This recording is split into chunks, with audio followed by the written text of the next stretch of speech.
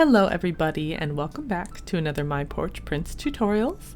This is Kyra and today I'm going to be showing you how I made this decorated Christmas shadow box, which is eventually going to be the cover for this year's Christmas journal I'm putting together, so stay tuned for that. But before we begin, I want to give a quick shout out to Priscilla Ferez Scrap, I hope I'm saying that right, where I originally got the idea for this shadow box by seeing this video here, where she made sort of this shadow box cover using our haunted house folding insert and our pink Halloween kits. And I'm not sure how she made hers exactly, but it was the inspiration for our template that we put together for our journal.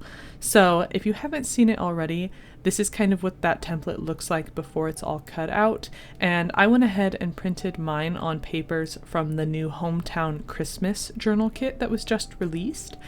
And before you use the papers, it looks something like this. So this is kind of like the blank template, and then you can print it on any paper that you choose. It has an exterior and interior box, and you can print those on the same paper, or you can do what I did and print them on slightly different papers. So for the exterior box here, I went ahead and chose this sort of like floral neutral background here.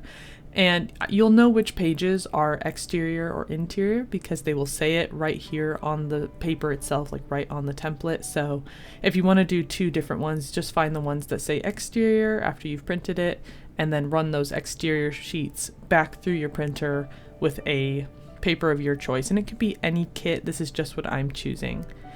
And then I went ahead and used this sort of candy striped paper on the interior box here, and again you will know that because it will say interior box right up there in the corner where the text is. Okay? Alright, so if you have decided to use some sort of decorative paper on your template, just remember to also check in the text. It might say you need to print on the back of it because that piece will be showing. So if you do that, make sure you flip them over, run them back through the printer with the corresponding paper on them. And as for assembling, we actually went ahead and made a completely separate tutorial for this because it is a little bit of an involved process. So if you want to know how to assemble your shadow box, make sure you jump over to the description box and find the link for that video down below, and you should be able to follow it step by step. Alright, so once you have assembled the base for your shadow box, it should look something like what I have here. So you should have that interior and exterior, and the interior part will just pull out like this. So you've got this sort of shadow box design here that's a little bit removable, and it's got depth to it, so we're going to go ahead and decorate the inside of our shadow box. And for that, I'm actually going to be using some of the Christmas folding cards, sort of inspired by what we saw Priscilla do, but instead I'm going to be using the Christmas ones, and I'm going to print them at a slightly smaller size. So I did 80% for the larger piece and 50% for the smaller piece. And if you are curious, we do have a video tutorial on how to print things at a smaller size. So again, that will be linked down in the description box if you are interested. And here's what the original folding card looks like when it's assembled. You can kind of see it's much larger, and you could take this and just trim it down to fit inside of your shadow box if you want, but I'm going to go ahead and make mine just a little bit smaller. So all I'm going to do is cut out like 1/2 from the folding card piece, and I'm just going to sort of trim it down on the edges and kind of cut around the sides of it so that it will fit inside of the shadow box, starting with that 80% one in the very back, like this. So that's going to kind of be the main background here.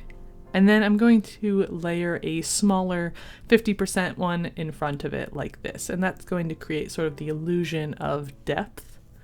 And you can use as many houses as you want. You could use various sizes. You could do a whole bunch of like 50% ones and make like a little Christmas village. You could stack them up or turn the box, you know, horizontally, whatever you feel like doing. And if you want to, you could also take pieces and glue them to the frames of the box. They don't have to all stack on one another, and that's just another way to add depth if you want to, just kind of giving out options. I'm only going to be working with 2 houses today and keeping it really simple, just so I can kind of give you a quick and simple tutorial. All right, next is another optional step here where I used this glitter snow to add more dimension, and you can see it does have a little bit of sparkle to it when it dries on its own, but I'm actually going to also be using some of my own glitter on top of it because I wanted a lot of sparkle, so I'm just getting sort of like a cheap, loose, white sparkle glitter here. And then I'm going to be using a plastic bag and a spoon because I'm going to try piping the glitter snow onto my house. Originally, I tried using just like an old stiff brush that I had and painting it on, but it was kind of messy for me. I didn't hate the way it looked, I just didn't love it either. So I wanted to try something just a little bit different. See if it would work a little bit better and be a little bit cleaner. It's up to you how you want to do it, or if you don't want to do this at all, that's entirely optional. I just saw the glitter snow lying on the shelf and I was like, I want to give that a try. So I'm going to go ahead and just spoon a little bit of that glitter snow product into this plastic bag here, and I'm just going to kind of press all of that product down into one of the corners, and then I'm going to cut that little corner off. This is very similar to if you've ever piped like deviled eggs, or if you've made like cupcakes, you might have done something similar here. And I found that this gave me a lot more control over the product and how it was like evenly dispersed over my little houses here. I just thought it looked a lot cleaner and I was pretty happy with it. So I'm going to go ahead and add this glitter snow anywhere that there is snow on the house image itself here. So on the roofs, on the balconies and the window sills, that's where I'm going to be putting this. Just kind of working. It doesn't dry super quick, but it will start to dry, in like 5 to 10 minutes. So, keep working on it here. I didn't add any on the trees because I didn't want to hide any of those details. I thought the piping might be a little too thick, so I'm just sticking to the roof, adding a couple of these little like icicles here, kind of quick and creative. And then I'm just going to throw some of that glitter right on top, and then using some tweezers here, I'm going to pick it up and just kind of tap off any excess glitter. And this is what I was left with. So it kind of gives kind of a neat texture and some extra dimension to the house and the snow, which is what I was going for. And you can kind of see the difference between the piping and the brushing methods. So you can kind of pick what you like or not at all. Again, it's entirely up to you. I just wanted to try something new. And then when it came to adding these into my shadow box, please remember to let the glitter snow dry. I was kind of working quick here, so I ended up like smashing some of my snow while working. So do it as I say and not as I do, and let that snow dry, okay, completely. Might take like a 24-hour period, I think, or something like that.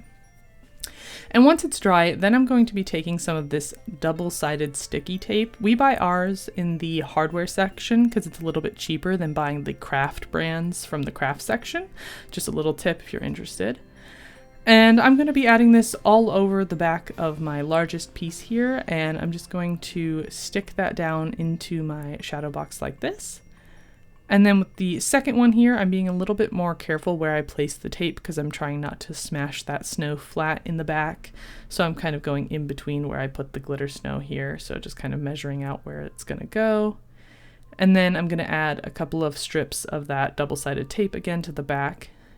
And for this one, because I wanted it to have more depth, I'm actually going to be layering that double-sided tape one on top of the other, and you can do as many or as few layers as you want. The more layers, the more depth you're going to have. So for this one, I ended up adding 3 layers, and to do that, I'm just removing the double-sided tape from the first layer, and then again from the second layer, and just stacking them on top of one another like this. So you're going to cut the pieces kind of roughly the same size. It doesn't have to be perfect, close counts. And then again with my third layer here. Right, just like that. And then I'm going to press that down on top of my first house, just kind of in the corner here like this.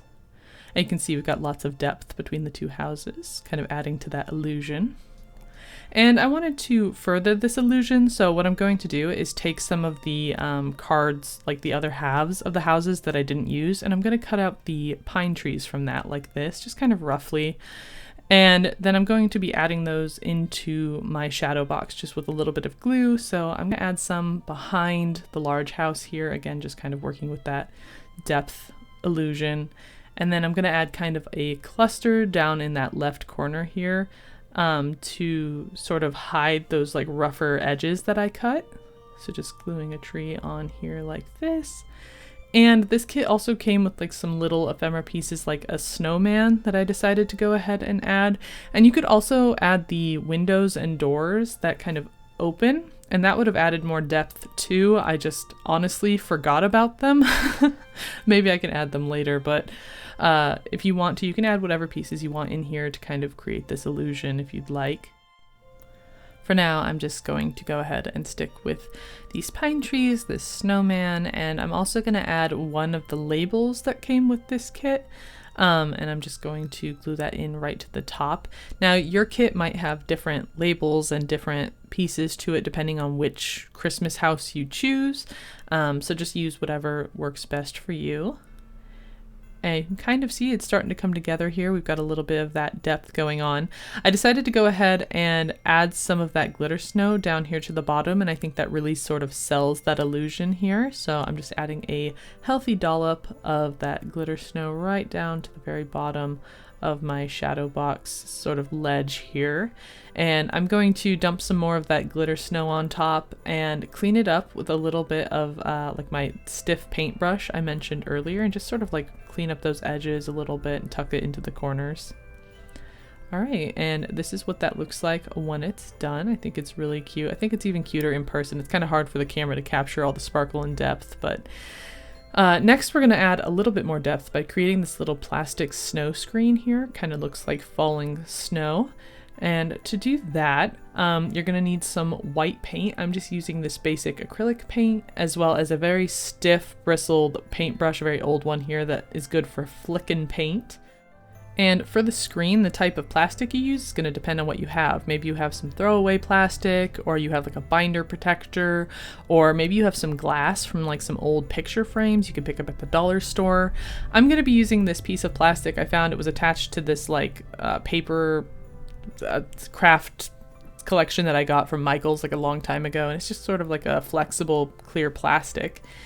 And before I began, I decided to go ahead and do some practice tests on like a scrap piece of garbage plastic I had. So I would really recommend this. It will help you kind of figure out your flicking technique, how much paint you're going to want. I even tried doing like some frost painting. It looked a little too messy, so I ended up not doing it, but I would highly recommend doing a couple of practice flicks before going on to your actual final piece. But once you're ready for that, I'm going to go ahead and measure out how much plastic I need. I want it to be a little bit wider and a little bit longer than this like inner cutout frame piece here. So I'm going to go ahead and grab some of these latex gloves here, and that's going to make sure that I don't leave any fingerprints on my glass or plastic or whatever you're using, so you can handle it without worrying about smudges. And then I'm going to go ahead and take those measurements and cut out the piece of plastic that I need until it is roughly a little bit larger, like I said, than this sort of cutout area here. So it doesn't have to be perfect, close counts. So just like that, that should work. And I'm going to go ahead and grab a black piece of card stock that I have. Any dark colored material would work here. It will help you just sort of see your splatters and exactly what you're doing. So I would recommend getting something. If you have like a piece of cardboard, that would work too. Just anything that the white will kind of stand out against. And then I'm doing this method where I'm like really pounding on this paintbrush. It's pretty violent looking, but I liked the splatters that it gave me more than just flicking. I wanted some like thicker splatters that you could see. And I'm going to be taking mine by the corner because you won't see it anyway, so if it smudges a little, it's okay, that paint. And I'm going to lay it and just make sure that I like how many snow splatters there are. I ended up wanting a few more, so I went ahead and did that and then let it dry. Alright, so once you let those paint splatters dry, we're going to remove the interior from the exterior. And to this piece of plastic here, I'm going to be adding some Fabri-Tac glue. Now, if you're using like glass or something, you might want to try super glue or something instead. And I'm going to be pressing mine right up into that frame from beneath like this. Just adding a little pressure here, and this is why we're wearing those latex gloves. They're really helpful for this stage. And if you're using like heavy glass or even just plastic, turning your box like upside down like this will help with the gravity, sort of holding it down into the frame. And then you can just set it aside to dry like that, and when it's done you should have this sort of snowy plastic cover here, and you can kind of see it adds to that illusion, and it's just sort of pretty and fun. Alright, for the last thing we're going to be adding a little handle. So I'm going to be cutting a portion from the paper that matches the exterior of my box here. And I'm just cutting a thin little strip. I didn't really measure, it's probably like a little more than 1/4 of an inch. And I'm going to be adding this little drawer pull to it. So it's just like this little handle hardware. I think we have this linked on our list of supplies on our website, so make sure you check that out if you're curious. And I'm just going to be marking where these little holes are roughly in the center of that piece. And then I'm going to punch those out with a micro hole punch, and then using some brads I'm going to secure that handle. And again, if you don't want to do this, you could just glue a handle onto the side or don't do one at all. It's entirely up to you. This is just what I'm doing. And once that's secure, I'm going to go ahead and glue that onto the edge. Now, I realized that mine was not in the center at all because I don't measure things. So I decided to go ahead and just cut a little off the edges and kind of move it to the center so it looked a little bit cleaner and a little bit nicer. And then I'm just going to add some Fabri-Tac to the back of this piece of paper here and glue it right on to that sort of right edge of the interior shadow box like this. And then go ahead and let that dry, and when it's done you should have this as sort of your finished shadow box here, this little Christmas scene shadow box. And it's really cute, it's really fun, it's really satisfying to sort of like pull that interior box out. And I'm really excited to use this on the upcoming Christmas journal, so make sure you subscribe and stay tuned for that. It's going to be a lot of fun. So thank you so much for watching. We will see you in the next tutorial. Bye!